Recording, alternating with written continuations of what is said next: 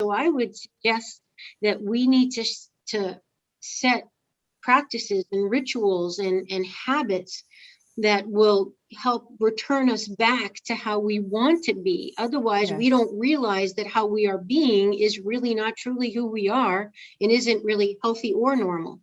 Right.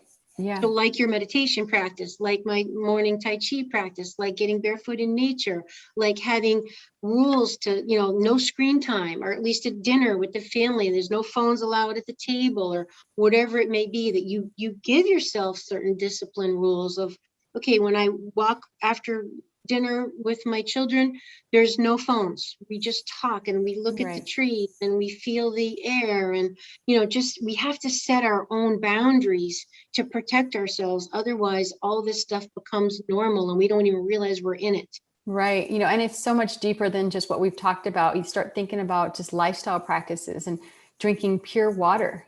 People don't drink water, and the solution to pollution is dilution. And so especially with the EMFs, they're so dehydrating. We need, exactly. And so we need water to cleanse our field. And so how many people drink fresh water? And you find out a lot of people don't. It's like, I have coffee, I have tea, I have juice, and that they don't drink water. Soda, and so I always ask them, I say, if you're going to wash your clothes, would you wash them in Red Bull? And they look at me and go, no. If you're going to wash your dishes, you're going to put an iced tea in the machine?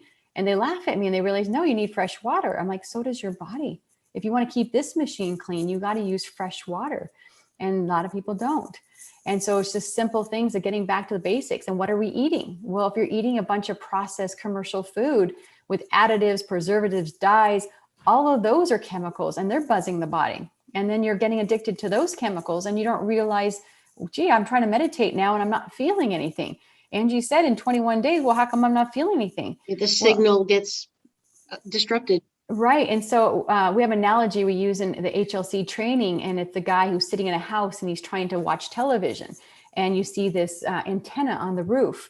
And so the analogy is that if you're trying to connect to the cosmos, or connect to Wi-Fi or whatever it is, well, how good is your signal? Well, it's based on the structure, how good of the antenna you're using and what it's made out of, right? So if you have cheap materials, you're going to get a fuzzy television show.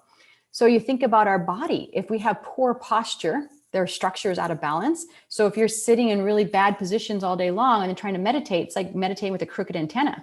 Your spine is your antenna. And if you're eating Doritos and cupcakes all day long, well, that's the substance it's made out of. How are you going to connect when you don't have good material?